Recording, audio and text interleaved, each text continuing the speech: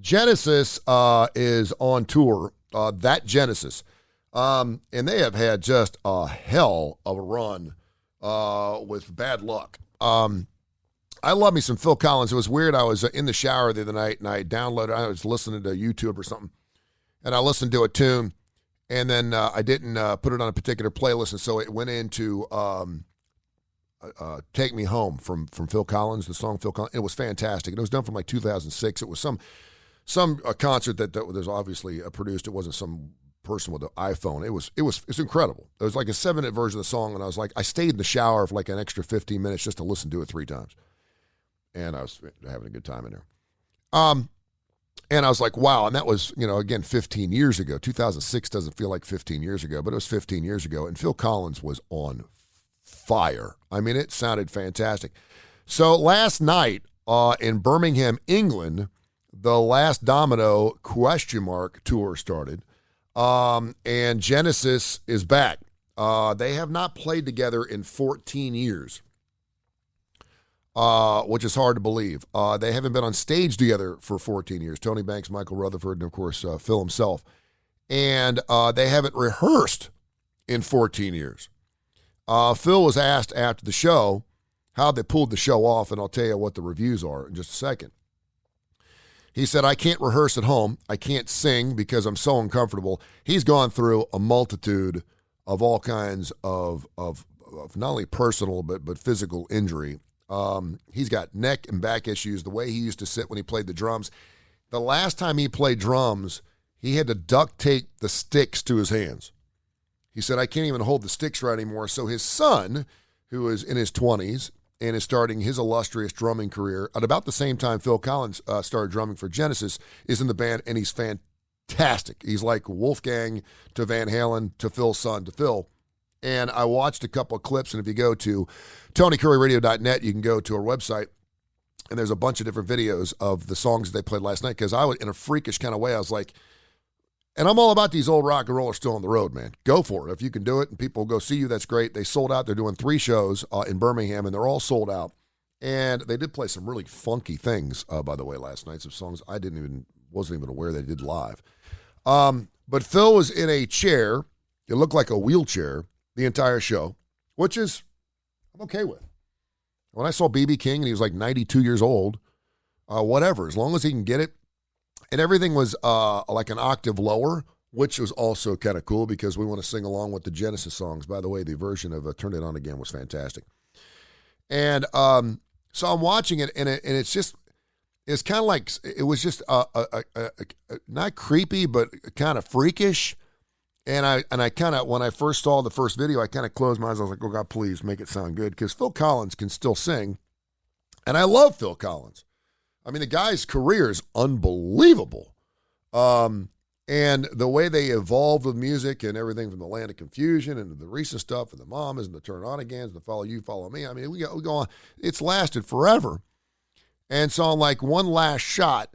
And then Michael Rutherford sat down through a lot. And I'm okay with guys in their 70s. If they want to sit down, that's fine. To see Phil, who obviously is not in great shape, still hit some of the notes was amazing to me. And at least according to the Birmingham Rags, they thought it was the best performance they could have with the situation they're in. I don't know what that means. They're all in their 70s, and evidently was fantastic. So if you get a chance, and I have not seen Genesis live in concert, I get a chance to go see the Abacab tour years ago and didn't go.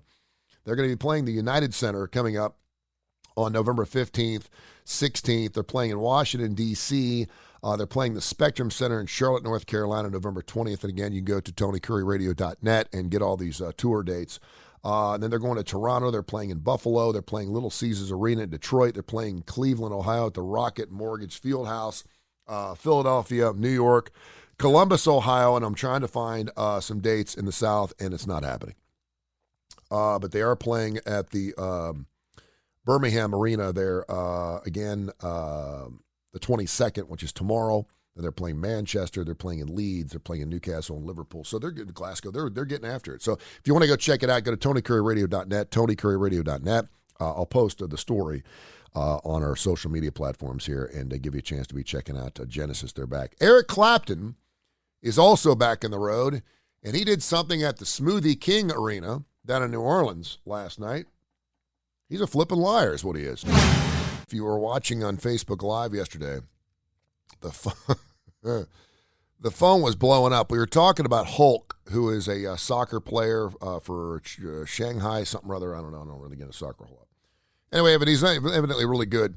He was married for 12 years and broke up his marriage after 12 years. He had 3 kids back in 2019. Then about a year later, he dated his ex-wife's niece, and they married in 2020. So let me go through this again. So he's married for 12 years. They have 3 kids. He breaks up with her. They divorce, and then he starts dating and then marries his ex-wife's niece. So Josh and I kind of got into the Ancestry23 or DNA.com, whatever the hell it is, and we start going through, okay, what's the – and the funny thing is you would think that she's like 21. She's 32 years old. He's 35. So, I mean, age-wise – and again, we don't know the backdrop to whether they were doing anything while he was married or whether – because she's smoking hot. His wife was smoking hot. These soccer dudes. Of all the athletes in the world, soccer dudes get the best-looking ladies. I'm not kidding you now. But we went through the whole thing, and the podcast is out there wherever you listen to your podcast on Audio Boom. And again, I posted it on social media. Watch it because we go off about 40 minutes talking about dating relatives. Jeez. I mean, I felt like I needed to take a shower after that thing. We do a lot of great things here on the Tony Kurre Radio Network. One thing, and I'm totally transparent, and I tell you what I'm doing. I'm growing from the ground up. I've been doing this for a couple of years now. And I realize that if you're going to download the KCAST radio app, and you're going to listen to classic rock is great. And I think our playlist here blows the hell out of anything else that's even available. If you get on Pandora, Spotify, or whatever, and they're playing all these weird songs, and you're like, I don't even know what this is. I play the good stuff, and it's all up-tempo. We get after it. We have a pair here from ZZ Top coming up here next. And we play some things that you just don't get a chance to hear very often. They're songs you know, you just haven't heard them in a while. You're like, it's fantastic. I had a guy walk up to me yesterday. He was like, dude, the music you play is fantastic. He goes, I can't turn it off. It's just great. And it's all up-tempo. There's nothing worse than when you're sitting there washing the car and all of a sudden something really slow comes on. You're like, what the hell? It rocks, man. It'll get if there's one thing that people complain about, it's like, give me a rest. But if you're having a party or something, good night. It's great. So we're getting after it with this special programming here. And I realize that not only are you listening for the Kurre and Klapow show and for our ACDC Live Wire Wednesday on Wednesday night and for our Champions Chat with IBM, and we have Dark Side of the Pooch, our Pet Peeve show. We do all these different shows. So I'm reaching out now, and I'm wanting to get some really big dogs. Austin Hanks, who's a good friend of mine, and called me the day after Dusty Hill passed away. He was friends with Dusty Hill from ZZ Top. Called me up a couple weeks ago. He goes, dude, I want to do a show on your radio station. I said, let's do it. He has asked Billy Gibbons of ZZ Top to do a show with him, and that show is going to air on this radio station here in the next, say, couple weeks. They're working on it right now. We're going to put it together here. He's out in California. It's called Blues Almighty. And I told him, I said, this is your show. You do whatever you want with it. If you want to do a full hour of just blues music from the 30s and 40s, I don't care. I said, it's going to be fantastic because if you're on it and Billy Gibbons is on it, it's going to be fantastic. It is going to be a diamond jewel in our KCAST Radio, Tony Kurre Radio Network, a crown, and I can't wait to put this thing together and listen to it. It's a 1 hour show, and it's probably going to take me 16 hours to put it together just because I won't be able to put it down. So it's going to be fantastic. So details coming up on Blues Almighty, a brand new show that we're going to be airing here on the Tony Kurre Radio Network coming up in a few minutes. Speaking of ZZ Top, we'll get into that here in just a second. And also, Eric Clapton is a flippin' liar. He came out several weeks ago. He has been vaccinated, and he said it almost killed him. There are outliers. And again, Eric Clapton has put his body through pure hell in his life. There was a point in time where he was a hermit for 4 or 5 years. No one even saw him. We didn't even know if he was alive. We know that he's had some drug addictions, and I'm not being judgmental in any stretch. And I don't know that had anything to do with his vaccination. I don't. And I'm glad he got vaccinated, because he needed to be vaccinated when he played New Orleans on Saturday night. The funny thing is, he said, I will not play any venues where they mandate vaccinations. Well, why did he play down in New Orleans on Saturday? We'll get into that story coming up in just a few minutes right here on the Tony Kurre Radio Network. There's one you won't hear anywhere else. Everybody rock and roll the place. Great tune there from Eddie Money, our good friend, no longer with us. Got a chance to bring him on when he opened up for the Birmingham Fire. Remember that back in 1992? Super nice guy. Nice guy, and got after it too. Spent a night with him. We have a twofer coming up here from Eric Clapton. Eric Clapton is a liar, and I flip and love him for it. We'll talk about that right after I tell you about Chris Doris' State Farm team. I see their State Farm commercials all over the place. I love the J commercials. And I love the Patrick Mahomes and the Aaron Rodgers drops, too, with the legends of sports. I like that. But he's just great. I mean, you don't need to have Aaron Rodgers or Patrick Mahomes telling you to get on State Farm to get the great rates because you got Chris Doris. Chris Doris should be doing his own stinking commercials. Long recognized the top 10 guy out of 18,500 State Farm agents across the country. They're all good, but Chris is the best. He really is. He's fantastic. And, of course, he's going to take care of you. I got a 16-year-old just started driving. I did the Steer Clear program, saved me 20%. If you've got kids who are driving, you know how expensive it can be. I'm going to kill him if he gets in a wreck or gets a speeding ticket. We'll deal with that later. But a fantastic kid and a fantastic State Farm insurance agent that I have with Chris Doris. Again, 985-7799, 985-7799, 985-7799. They're great. They're fantastic. And his office is down there in John Hawkins Parkway. Check out Chris Doris' State Farm team is great. Eric Clapton got vaccinated. I think it was Moderna. And had just a horrible reaction to it. Said that the disastrous side effects as a result of it would fear that he'd never play again. AstraZeneca is what he had. Apologies to Moderna. And so he's basically come out and said, listen, I'm going on tour, but I will not play any venues where they mandate vaccinations. And yeah, I mean, he brings big bucks in, but most places are like, sorry, okay, fine. Well, guess where he played this past Saturday night? He played in New Orleans, vowing to never perform at any venue that required a COVID-19 vaccination for entry. He did exactly that on Saturday night. He played the New Orleans Smoothie King Center, where in accordance with city regulations, all staff and attendees over the age of 12 are required to show proof of at least their first COVID-19 vaccine shot or be able to present a negative coronavirus test taken in the past 72 hours. Mask will be required at all times, other than when actively eating or drinking. You're sipping a beer for 3 hours. Before adding that free vaccines are readily available at health centers and pharmacies in every community alongside a linked list of locations. The review of the 14-song set posted on Sunday by The Times in an attempt to make sense of Clapton's decision to change course and perform at the venue offered that the test result loophole apparently allowed Clapton to, in good conscience, perform at the Smoothie King Center. Clapton's representatives did not immediately return anything from the Post or Rolling Stone about why he was willing to play that venue despite the fact that you had to be vaccinated. They're saying that because you didn't have to be vaccinated, but you had to prove that you had a negative test within 72 hours to get in was his loophole. Unless there is a provision made for all people to attend, vaccinated or not, I reserve the right to cancel the show. He did reserve that right, but he didn't cancel the show. You're full of shit. That's what he is. And I said, listen, Eric Clapton's a flippin' liar, and I appreciate that. Thank you. It's great. We're all changing our minds. It's a fluid world we live in. One day you think it's blue. The next day you think it's black. The next day you think it's red. We're all changing our minds. We're all flipping around here. It's a fluid situation. Day from day, it's different. I was wearing a mask yesterday. Today I may not. I don't know. I'm vaccinated. I'm good. Just depends on what the situation was, but Eric Clapton played a stellar show down there at the Smoothie King Center. He opened up with, and I love set lists. I used to go to concerts, and I didn't know, before we had internet, sorry, I'm dating myself, but if a band played in Nashville, Tennessee, and they're playing Birmingham the next night, you'd be calling people up in Nashville going, tell me what they're going to play because I want to know what the set list is. I want to know when to pee. And now I'm getting to the point now where I don't want to know the set list because I want to be surprised. But then again, if I'm going to a show and I know a song's coming up, now a lot of bands, the Black Crowes did it a few nights ago at Oak Mountain Amphitheater where they played Shake Your Moneymaker. You know exactly what's coming up. Yes did it at their concert down there at the BJCC Concert Hall several years ago. They did the whole And You and I, and it was incredible. And you knew exactly what was coming up, and that anxiety of like, oh my gosh, one of my favorite songs is coming up was fantastic. So I'll tell you what he played. He opened up the set list with Pretending, Key to the Highway, I'm Your Hoochie Coochie Man, and I Shot the Sheriff. Then he went into acoustic set with Drift and Blues, Man of the World, Nobody Knows When You're Down and Out, Tears in Heaven, and did the Layla version of acoustic. And I'm sorry, but I'd much rather hear the electric guitar version of that, but that's cool. Then he went back to electric with Got to Get Better in a Little While, Wonderful Tonight, Little Queen of Spades, which is a great Robert Johnson cover, and then did Cocaine, all 7 minutes of it.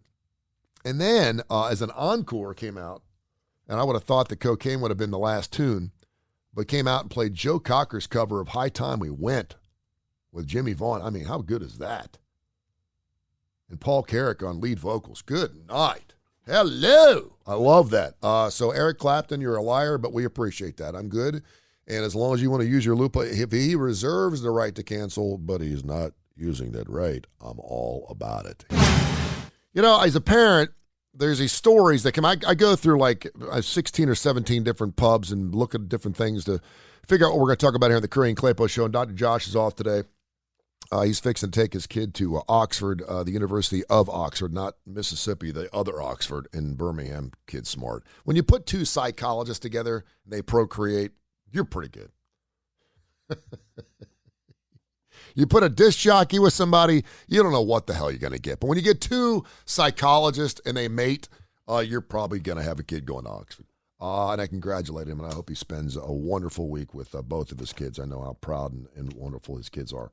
But as a parent, and I haven't said anything about the story, but it's been all over the news. This Gabby Petito story is just like absolutely heart-wrenching for me. And again, it's weird because I think in this country there's like, I don't know, like 10,000 missing people a day or something. I mean, it's stupid crazy, right?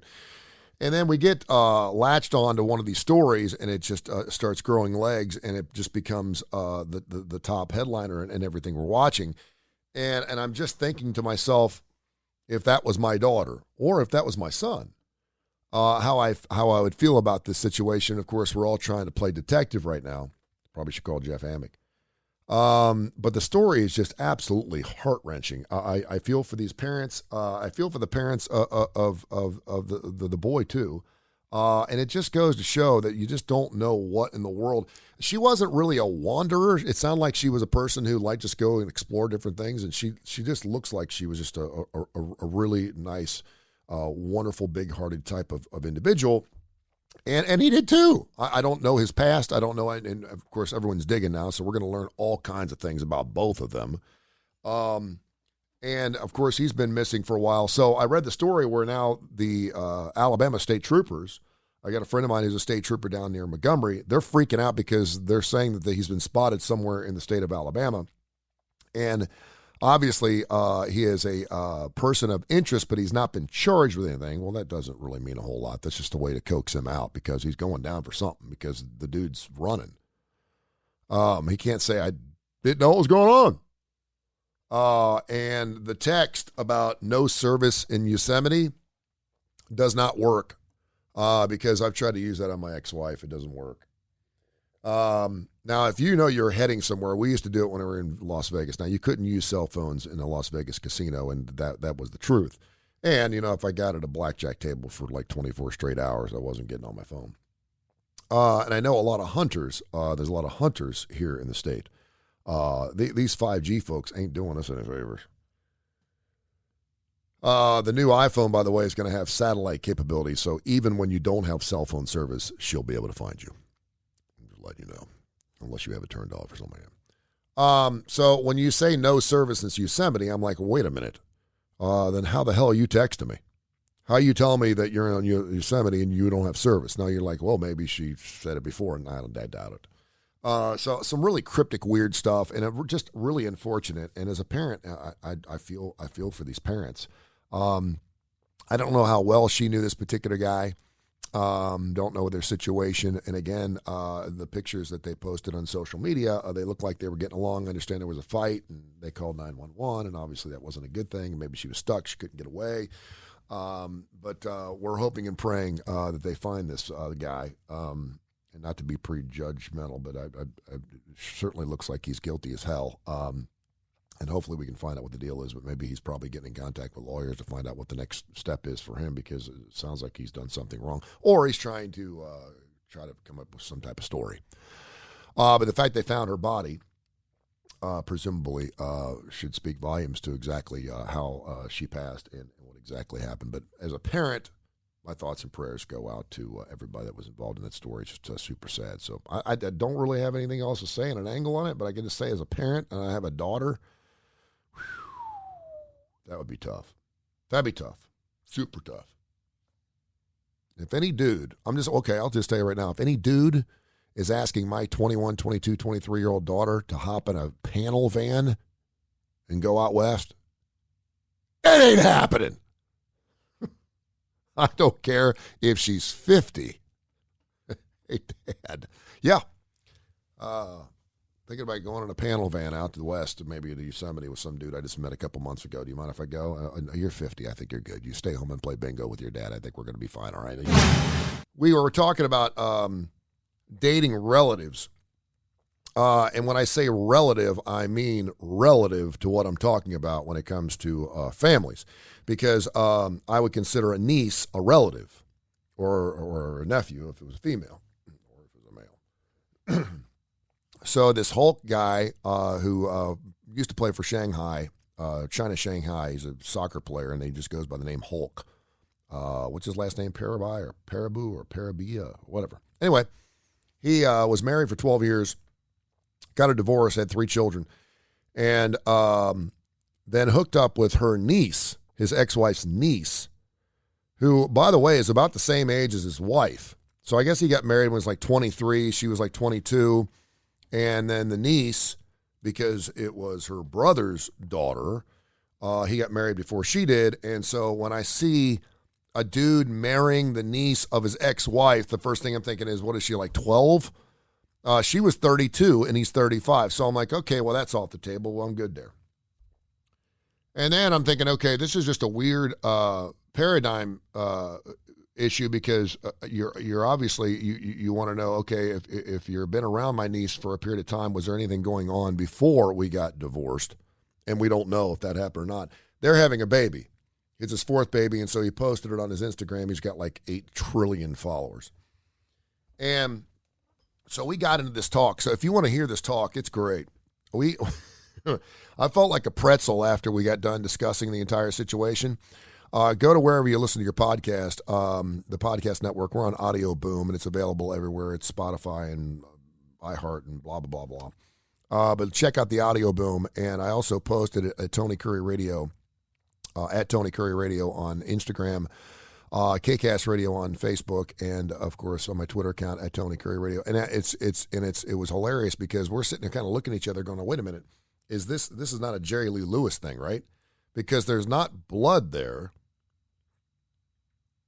There's blood with his ex-wife and her brother and her brother's daughter, but there's no blood between him and the niece, but that still doesn't mean that it should be done. And so we got into that's why I do a show with a psychologist. Because ultimately, if you don't see somebody on a regular basis, when you're around your sister your entire life, you never can tell if she's good looking or not, because she's your flippin' sister. Like, I could tell you my sister, people are like, hey, was your sister hot? And I'm like, yeah, she's 6 foot. She's pretty smoking hot.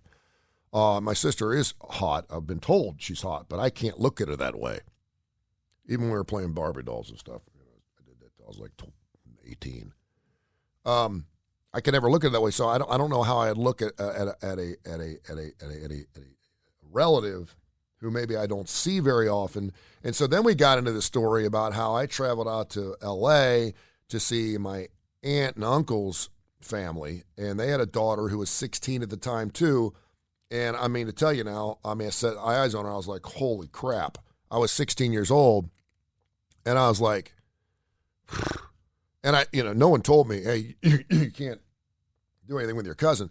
And so they were like, hey, God, you and Tracy go to the beach and do this. And I mean, for 4 or 5 days, dude, you want to talk about going through some trauma. Oh my gosh. And I knew I couldn't do anything, but it didn't mean that I didn't have this sexual attraction to her, despite the fact that she was a relative. Anyway, it's great talk. If you get a chance to listen to the podcast, check it out. You can go to our podcast. We podcast every single day. We also have a YouTube channel. Subscribe to the Kurre and Klapow YouTube channel and check out some of our videos. And we Facebook Live whenever Dr. Josh and I are together pretty much 5 days a week, and you can check those out as well. It's pretty amazing stuff.